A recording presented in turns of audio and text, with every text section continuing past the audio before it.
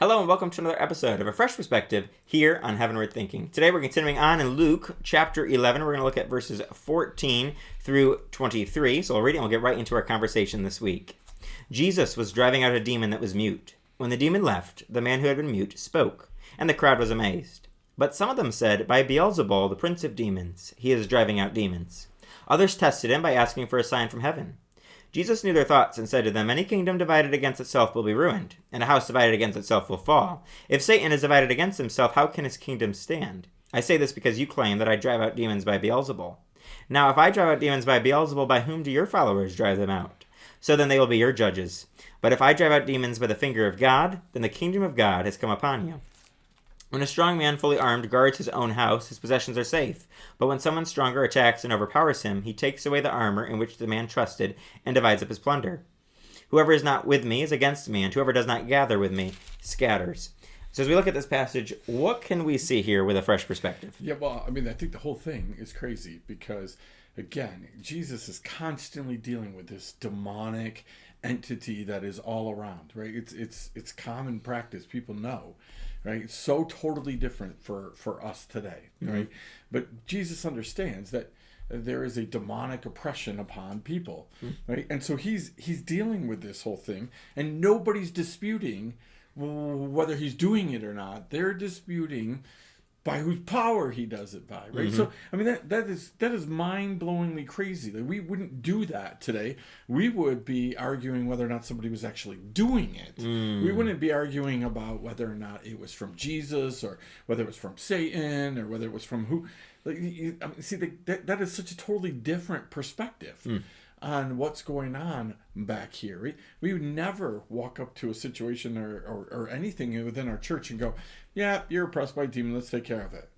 Right? Like it just wouldn't be. And people would go, they would go crazy if you actually dealt with it, right? If you actually, in the middle of a service, if the pastor went, like, "Just shut up, Satan," because that people were being disruptive and they were creating a spirit of confusion and like you just would not. You wouldn't have that. And if it did happen, immediately our good deacons and elders would stand up and go, "What are you doing? What are you like that? That's not, we don't do that here." That kind of thing.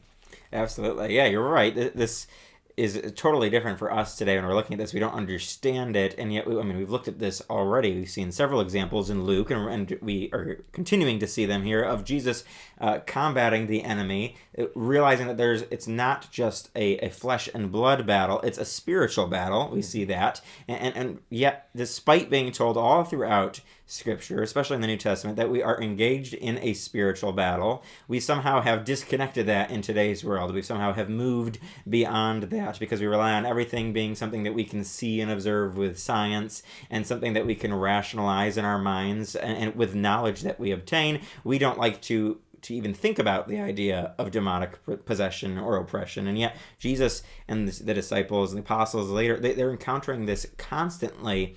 We should expect to see some of these same things because the battle is continuing to rage. The enemy is still trying to work against what God's doing in our lives. And so we should pay a little closer attention, I think, and take some lessons from this. Yeah, well, again, I love this because Jesus, he's constantly doing to them, right? He knows their thoughts, he knows what they're thinking, he knows what they're saying, and he turns it on them, right? He turns it on them so that they have to make a choice, and they have to decide who he's doing this by, right? The whole next section is this, complicated, not complicated thing about Jesus saying to him, "Listen, if I drive out, demons by Satan, by Beelzebul, right? You got a problem, right? Because why would he do that? Why is he going to destroy his own kingdom, right? Like, so Jesus, that doesn't make any sense. But he said, but if I'm doing it by God, well, now you have a problem, and you decide, right? You decide which one that is, and that's a decision that even today we still have to decide these things, right? Again, it's so funny because I've read several places, right, in the Gospels getting ready for Easter, and we're talking about the mission of Jesus, and we're talking about the fact that, Jesus did these miracles and these signs and these things, and instead of the Pharisees, the Sadducees, the teachers of law being ecstatic that a demon-possessed guy, right, somebody who'd been mute his whole life, all of a sudden could speak. Instead of them being, "Oh, holy cow, so this guy can talk," they're trying to figure out how to get Jesus, right? All the ins and outs.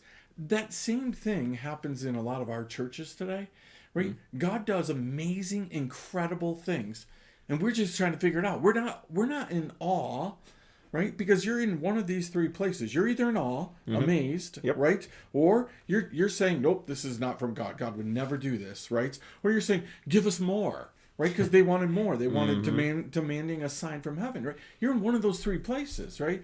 I mean, we have those same things in church. We have people who something amazing would happen in church, and they'd be like, oh no, nope, that's not from God, right? I mean, we're so busy trying to figure it out, but you have to figure out and decide, is Jesus who he says he is, or is he not?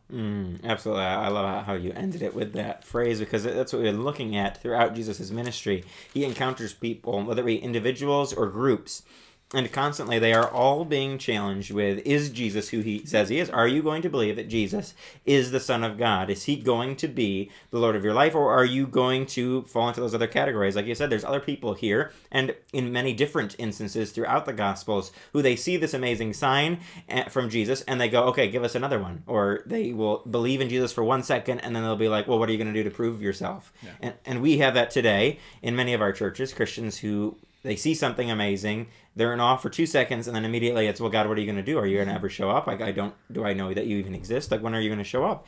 And then we have the other group of people, like you said, the Pharisees, the Sadducees, the religious leaders.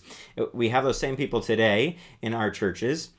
Maybe you are one of those people who you see Jesus doing something amazing. You see Jesus at work in a person's life or in a church setting. You see this amazing sign from God, and you just want to shut it down immediately because you don't want that control that you have to evaporate.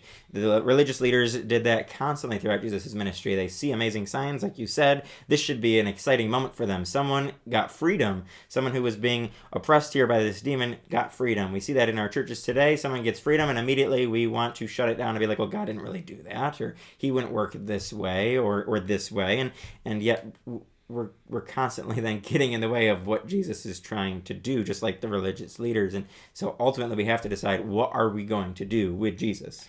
Yeah, I mean, I think, again, we've been talking about this a lot lately, right? God said, not me, right? But God said there's a way that seems right to man, right? But it leads to death. On Sunday, I talked about, there's a phrase out there, like God helps those who help themselves. That's not in the Bible. But neither is do the next right thing, right? The next right thing is about the same as that, right? Because what's right to you might be totally right to me, wrong to me, right? Like if we all did the right, it's not do the next right thing, it's do the next righteous thing. That's according to God, not according to my standard of right? And so we look at things in a church setting like this and say, we're supposed to be about righteousness, right things of God. So when we see the things of God happening, like healings and things like that, right? Those are things that we're to embrace. Paul and other places give us an exact list of things that are divisive in nature, things that are from the enemy, fruits of the flesh and fruits of the spirit. We should be able to distinguish those kind of things, right?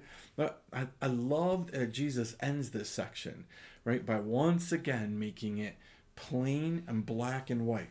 Always we're trying to create gray. We love gray areas, right? This is okay here, but it's not okay here because I'm not doing it, right? But if I was doing it, but he says anybody who is not with me is against me, period. It's the bottom line. It's black and white. You're not halfway in with Jesus. Nope. You're either with him or you're against him. So there's a lot of good people, really, really good people who actually go to church, but they're not godly. They're not with Jesus, right? Their motto is, I'm just going to do the next right thing. They don't care about righteousness.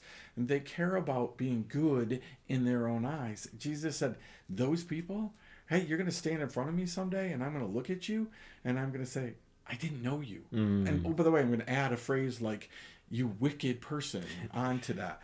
They're like, well, how does that happen? Absolutely. Yeah, again, we've seen this all throughout Jesus' ministry here as we've gone throughout the book of Luke, and we're going to continue to see that Jesus is constantly getting rid of any kind of a gray area. Like you mentioned, there's no gray area with Jesus. He's going to tell you the truth, and he's going to say, this is how it is, not what you feel or what you think about it. He's not going to ask you what you would like to do with this principle. He's going to tell you, here's the principle, this is what it is. It doesn't matter what you think or feel. You need to live accordingly. You got to decide, are you going to be with Jesus or are you going to be against Jesus? I think that's ultimately what this whole section, really kind of putting in a nutshell, what it's all about. Jesus does something amazing, and these people in the crowd, they have to decide between, like you said, the different choices, and ultimately it is, are they going to be with Jesus or are they going to be against Jesus? Mm-hmm. Yep. Well, we hope that you've been challenged and encouraged by this, and that you'll join us next time for another episode of A Fresh Perspective here on Heavenward Thinking.